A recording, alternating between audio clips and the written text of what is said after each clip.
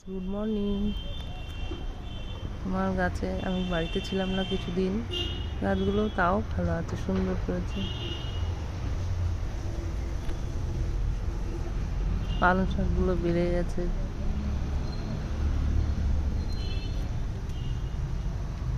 গাছগুলোর অবস্থা খারাপ, এগুলো ঠিক করতে হবে সব।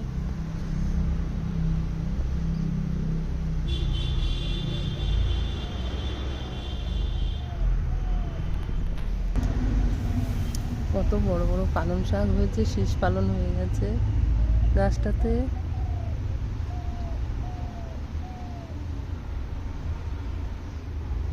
লেবু গাছের গোড়া দিয়েছিলাম, লেবু গাছটা ছোট হয়ে গেছে, পালং শাক বড় হয়ে গেছে। এই লেবু গাছটা অর্ধেকটা মরে গেছে, অর্ধেকটা বেঁচে আছে।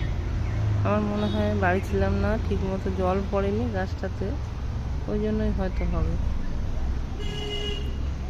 গোড়ার পালং শাক গাছগুলো আবার সুন্দর হয়েছে।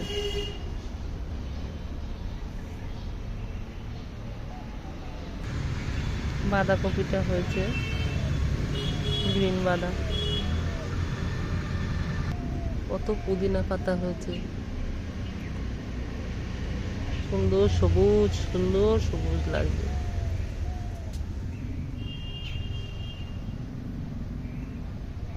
জঙ্গলে ভরে গেছে। লঙ্কা হয়েছে মাঝে মাঝে, কিন্তু জঙ্গল পরিষ্কার করতে হবে। অনেকগুলোই লঙ্কা হয়েছে, ভেতরে ভেতরে আছে লঙ্কা অনেক। এইদিকে দেখুন শাকে ভরে গেছে,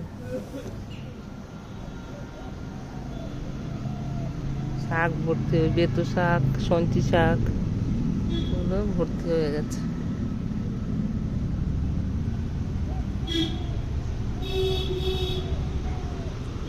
ওদিকে দেখুন ছোট্ট গাছে বেগুন ফুল এসে গেছে, পালং শাক হয়েছে।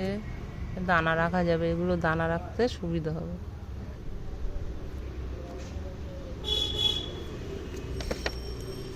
লঙ্কা গাছটা হেলথটা দেখুন কি সুন্দর হয়েছে,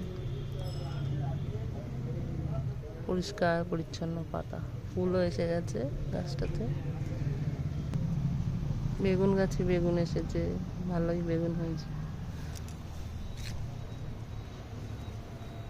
সিম গাছটা আমার দেখুন কতটুকু ছোট্ট গাছে সিম হয়েছে। সিম পালন একসাথেই হয়েছে, তরকারি হয়ে যাবে।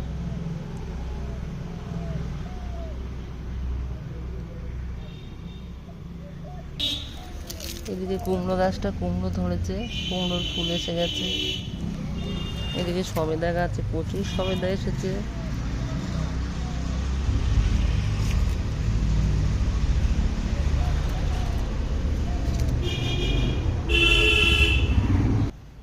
বাড়িতে ছিলাম না আমি, উচ্ছেগুলো দেখুন পেকে পেকে পড়ে যাচ্ছে, পেকে পড়ে আছে।